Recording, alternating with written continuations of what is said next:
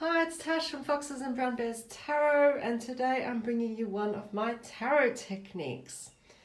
So this is a technique I use when I have something that's worrying me, or I'm feeling stressed out, and I feel like I need some kind of really basic therapy. Now, I need to preface this of saying that if you are going through something extremely difficult, it is definitely worthwhile talking to a mental health professional or a doctor, because whilst things like self-help and tarot can be very beneficial, sometimes we do actually need additional help. All right, so here I go. So this is a spread that I use with particular decks only. So what I find is this type of spread needs a deck where people are doing things.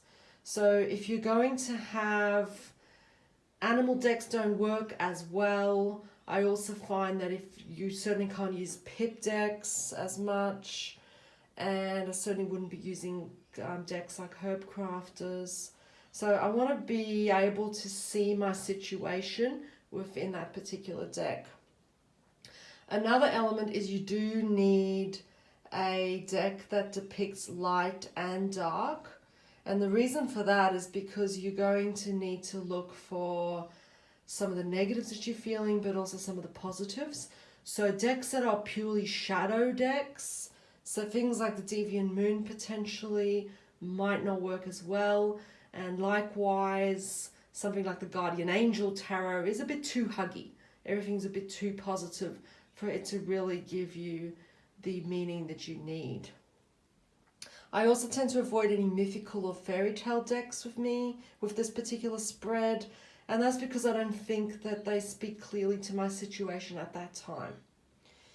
And I do try to go with tarot over oracle cards for this particular spread, largely because it gives you more depth and breadth. Okay, so oracle decks generally don't have as many cards, and they generally don't have the same breadth of light and shadow.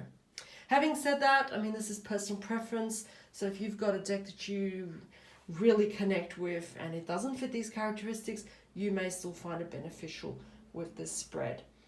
Personally, I use decks like the Green Witch, or any sort of traditional Rider-Waite-Smith, Dark Mansion, the Light Seers, but my favorite deck of all time to use with this particular spread is my Everyday Enchantment Tarot. And the reason for that is because it does depict everyday life so well. So here goes. So my very first two cards that I actually pick consciously.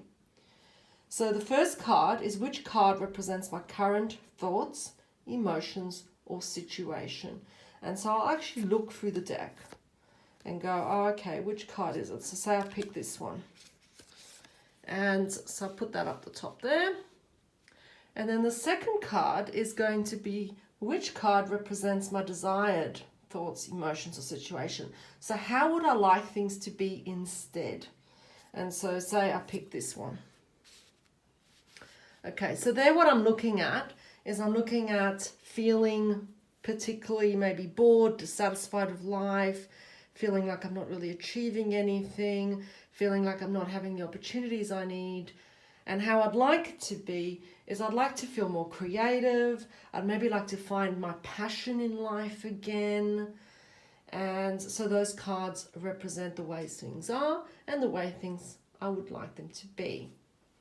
Okay, so then you pull another 5 cards. The first one of these is how can you manage your emotions in this situation?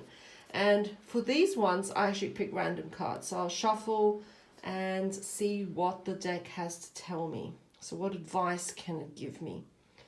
So how can I manage my emotions in this situation? Well, I guess here I could be looking at maybe finding joy, doing joyful things. Okay, so when I'm feeling like this, maybe I can do something a bit more fun, and that will help me manage those emotions of dissatisfaction. The next card is how can you alter your thoughts to bring about change? So the first one was emotions. Now we're looking at thoughts. Okay, and so they're the two of blades. So there what I'm looking at is maybe thinking about taking time out from thinking about everything that's going wrong in my life. So maybe there's a time where you need to go, well, no, this is not the moment to think about it. I'm going to give myself a break.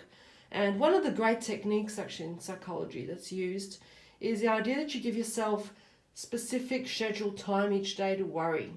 Okay, so you might decide, for example, that you're constantly worrying. So what you're going to do is you're going to worry between 2:30 and 3 in the afternoon every day. And that is your allocated time. And the rest of the time, you can't allow those thoughts to take over. So that's one technique.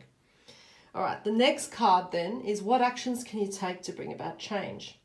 Because of course, everything we do behaviorally is going to be based on our emotions, our thoughts, and then our actions.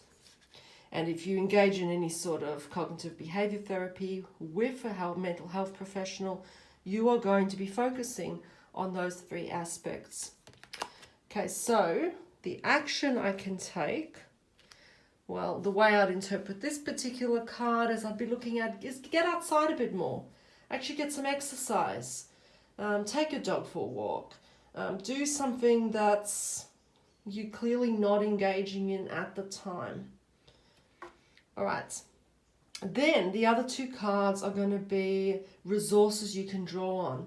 So the first one is what personal strengths can I draw on? And that's an interesting one, the Tower for your personal strengths. So I would read that as the fact that you're actually able to cope with change really well. And that's a real strength in you. You can change things in your life. You can have the unexpected happen and you cope really well. And so that's a great strength when you're trying to change something, when you're trying to find a passion, because it means you can actually have a go at things and you know that you're going to cope with any changes that come with that really well. And then the final card is who is your greatest support? So these are external supports. So it's a who or what can help you in this situation that's outside of yourself. And so if we pull this one, so this one, of course, you can read in multiple ways. So you can either think about, is there someone in your life, for example, that's represented by this person? So is there sort of an intellectual kind of bookworm person who, so it could be your brother or your sister or your friend, someone who can really help you out in this situation. It could also refer to, however, maybe engaging in external learning, okay? Or it could also be research people who can help you. So in this case, it could be, okay, what things can I do?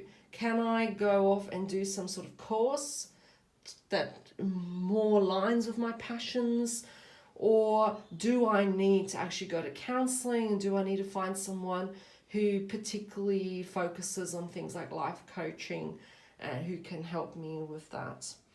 Okay, so that is my general therapy spread. As I said, I do this for a lot of everyday concerns. And obviously if I was going through something particularly difficult, I might still do this, but I'll definitely be seeking external support as well. All right, thank you very much for watching. Take care. Hope this is useful. See you next time.